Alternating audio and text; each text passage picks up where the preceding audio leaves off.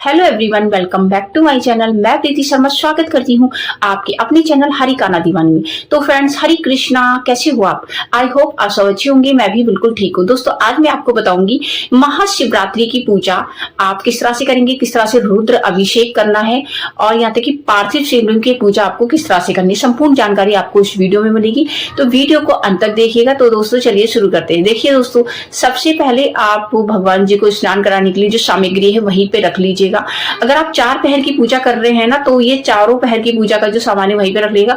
आपने जो एक पहर में आप भगवान जी को जो सामान चढ़ाया वो आप धो के दोबारा से चढ़ा सकते हैं, क्योंकि ये सिर्फ शिव जी के साथ ही होता है। उनकी पूजा में इतने नियम नहीं होते हैं। आपने जैसे बेल पत्र चढ़ा दिया या आपने जो भी आपने सामग्री चढ़ा दी वो आप दोबारा से धो के उनको चढ़ा सकते हैं। चारों पहर की पूजा में एक ही चीज से आपका काम हो जाएगा। ठीक है दोस्तों, तो आपने क्या करना है, सबसे पहले चावल लेना, 1 रुपए का सिक्का लेना है और ओम नमः शिवाय बोलते हुए आपको संकल्प लेना, अपना नाम बोलना है, स्थान बोलना है।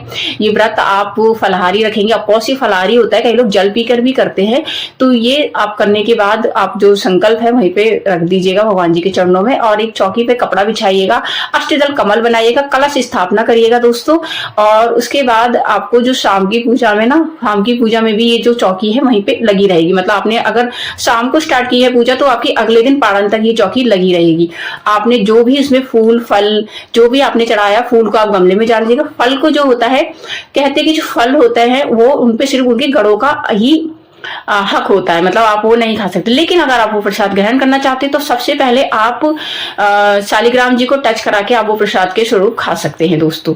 तो इस तरह से मैं आपकी आगे की विधि बताती हूँ।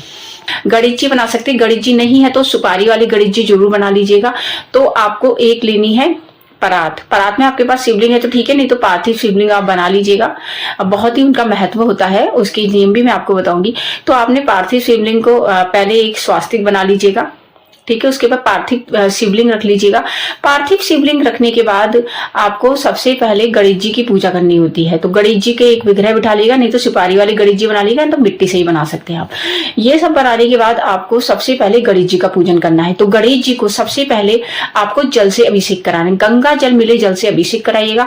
उसके बाद आप उनको पंचामृत से अभिषेक कराइएगा, ठीक है। फिर उनको सादे जल से स्नान कराइएगा और उसके बाद उनको आप फूल, पीले रंग के फूल अर्पित करिएगा, पीले रंग की मिठाई और दुर्वा का इसमें, क्योंकि आज का दिन जो है बुधवार का दिन, और बुधवार का दिन आप सभी को पता है किसको समझ, तो बुधवार का जो दिन होता है वो अत्यंत प्रिय होता है गणेश जी के लिए। तो आप गणेश जी को उनको दुर्वा अर्पित कर दीजिएगा। दुर्वा अर्पित करने के बाद आप उनसे प्रार्थना करिएगा कि हे गणेश जी, हमसे कोई गलती हो तो क्षमा कर देना। उसके बाद आपको शिवलिंग की पूजा करनी है। जी हाँ दोस्तों, तो शिवलिंग की पूजा के लिए आपको सबसे पहले जल से अभिषेक कराना है, गंगा जल मिले से। फिर उनके ऊपर आपको शहद डालना है। शहद डालने के बाद इस तरह से अच्छी तरह से उनके कर लीजिएगा। हस्बैंड वाइफ से पूजा करें तो बहुत ही अच्छा रहता है। आप डालते रहना, हस्बैंड आपके इस तरह से उनको करते रहेंगे। उसके बाद आप उनको घी से स्नान कराइएगा। जी हाँ दोस्तों, घी उनके ऊपर डालिएगा। फिर आप दही डालिएगा और आपके पास अगर श्रृंगली है, गोमुखी जिसको बोलते हैं, वो उसके ऊपर भर के दूध से उनका अभिषेक करिएगा। नहीं तो आप लोटे से भी कर सकते हैं, लोटे में आप डाल लीजिएगा। बस ध्यान रखिएगा कि तांबे का लोटा ना हो। तांबे के लोटे में हमें बिल्कुल भी दूध नहीं चढ़ाना चाहिए शिव जी को। तो ये सब डालने के बाद आप उनको अच्छे से कर लीजिएगा दोस्तों। तो दोस्तों इस तरह से करने के बाद आप उनको बेलपत्र चढ़ाइएगा। तो बेलपत्र के आगे की तरफ उनको आप नमः शिवाय भी लिख सकते हैं, या सिर्फ चंदन से इस तरह से लिखने के बाद और इस तरह से शिवलिंग के ऊपर चढ़ाइएगा। क्योंकि कहते हैं कि बेलपत्र अगर आप चढ़ाएंगे तो पार्थिव शिवलिंग अगर आपका होगा ना, जल चढ़ाएंगे तो आपका टूटेगा नहीं, ठीक है, खंडित नहीं होगा मतलब। तो ये सब करने के बाद आपको सबसे पहले ये कराने के बाद नमः शिवाय का आप उच्चारण करते रहिएगा, यानी तो एक मंत्र का उच्चारण, ओम उमा सहित महेश्वराय नमः, इसका भी उच्चारण कर सकते हैं। और इसके अलावा एक और मंत्र या ओम गौरी शंकराय नमः, तो आप ओम गौरी शंकराय नमः का भी उच्चारण कर सकते हैं, ठीक है। तो उमा सहित महेश्वराय नमः का भी आप उच्चारण कर सकते हैं। इनमें से जो भी आपको मंत्र आता है वो आप कर लीजिएगा दोस्तों। यानी तो कुछ नहीं आता है तो नमः शिवाय नमः शिवाय नमः शिवाय, इस तरह से आप कर लीजिएगा दोस्तों।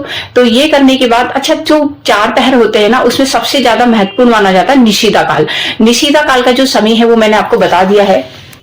निशिता काल का जो समय है वो रहेगा रात में 11:51 से 12:44 तक। तो इस बीच आप उनका मतलब इस टाइम पे आप रुद्राभिषेक कराएंगे तो बहुत ही अच्छा होता है। बाकी जो 4 पहर होते हैं, मैंने 4 पहर का भी आपको समय बता दिया है। जैसे कि पहला जो पहर है वो शुरू हो चुका है, यानी 6:42 से 9:47 तक। दूसरा जो पहर है दोस्तों वो होगा रात में 9:47 से 12:52 तक। ठीक है। तीसरा जो पहर है वो होगा 12:52 से होगा 3:58 तक। और रात्रि का जो चौथा पहर है वो होगा 3:58 से 7:03 तक। तो दोस्तों ये 4 पहर की पूजा है। अगले दिन जब आप अभिषेक करेंगे या आप पारण करेंगे तो आप स्नान करके ही करिएगा दोस्तों। जो पारण का जो समय रहेगा वो रहेगा दोस्तों 27 तारीख को 7:03 से 8:54 तक। तो इस बीच आप पारण करिएगा दोस्तों। तो इस तरह से आप अभिषेक कर सकते हैं। उसके बाद आप करिएगा पार्वती माता का, मैंने आपको समय बता दिया है अभी। अब आप करिएगा पार्वती माता का। तो पार्वती माता को आप अच्छा आज के दिन ना शिव जी को ना कुमकुम और हल्दी भी चढ़ा सकते हैं, क्योंकि कहते हैं कि जो पार्वती की माता है ना, विवाह के समय उन्हें हल्दी और कुमकुम चढ़ाया था और उनके विवाह वाले दिन को ही शिवरात्रि बोला जाता है। अच्छा, शिवरात्रि में ना दिन की पूजा के बजाय रात में आप पूजा करेंगे तो बहुत ही ज्यादा अच्छा होता है, क्योंकि उस टाइम 4 पहर होते, निशिता काल होता है। तो इस तरह से आप कर सकते हैं। तो दोस्तों इस तरह से आपके ऊपर है, आप चारों पहर की पूजा भी कर सकते हैं या आप एक काम कर सकते हैं, सिर्फ आप किसी भी एक पहर की पूजा भी कर सकते हैं। ये टोटली आप पर निर्भर होता है, क्योंकि शिव जी एक ऐसी देव है जो बहुत ज्यादा शीघ्र प्रसन्न हो जाते हैं। और आपसे सिर्फ 1 लोटा जल भी चढ़ाएंगे तो आपसे वो उतने में भी प्रसन्न हो जाते हैं और आपकी सभी मनोकामनाएं पूर्ण करते हैं। तो ये आप करने के बाद सबसे पहले आप पार्वती माता जी को स्नान कराइएगा। ठीक है। तो पंचामृत से स्नान कराइएगा। उसके बाद आप सादे जल से स्नान कराइएगा। उनको कुमकुम का टीका लगाइएगा। ठीक है। और उनको उनकी मांग वगैरह भर लीजिएगा। ठीक है दोस्तों। और ये करने के बाद आप उनको फूल चढ़ाइएगा, लाल रंग के पुष्प चढ़ाइएगा, फल चढ़ाइएगा, मिठाई चढ़ाइएगा, सफेद रंग की मिठाई, और श्रृंगार का सामान अवश्य अर्पित करिएगा। तो श्रृंगार का सामान आप उनको वहीं पे छुपा के रख दीजिएगा। तो ये आप इस तरह से कर सकते हैं दोस्तों। ये सब करने के बाद आप नंदी भगवान की पूजा करिएगा। तो नंदी भगवान का भी सेम प्रोसेस है। उनको आप टीका लगाइएगा। आपके पास चंदन का टीका है तो आप चंदन का भी लगा सकते हैं उनको, और स्नान कराइएगा दोस्तों। सबसे पहले स्नान, फिर चंदन का टीका।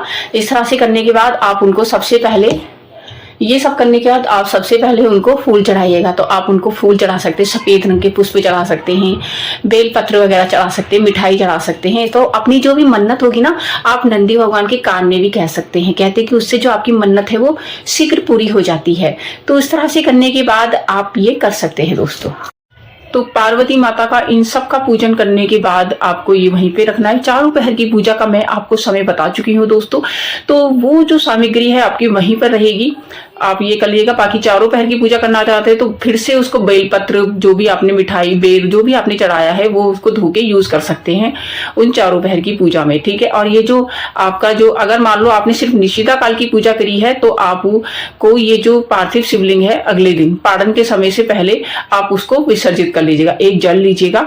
ठीक है। जल में थोड़े से चंदन डालिएगा और थोड़े फूल डालिएगा। पार्थिव शिवलिंग, आपने जो भी पार्थिव शिवलिंग बनाए, गणेश जी के शिवलिंग जो भी मिट्टी से आपने बनाया है, ओम नमः शिवाय का करते करते आप इस तरह से उनको विसर्जित करिएगा। करिएगा कि शीघ्र ही हमारे घर दोबारा से आइएगा। तो इस तरह से आप ये कर सकते हैं दोस्तों। आई होप कि आपको ये वीडियो बेहद पसंद आया होगा। यदि वीडियो पसंद आया तो वीडियो को लाइक शेयर करिएगा। चैनल पे नए हैं तो चैनल को सब्सक्राइब करना बिल्कुल ना भूलें दोस्तों। मैं मिलती हूँ न्यू वीडियो में न्यू टॉपिक के साथ। तब तक के लिए हरे कृष्णा।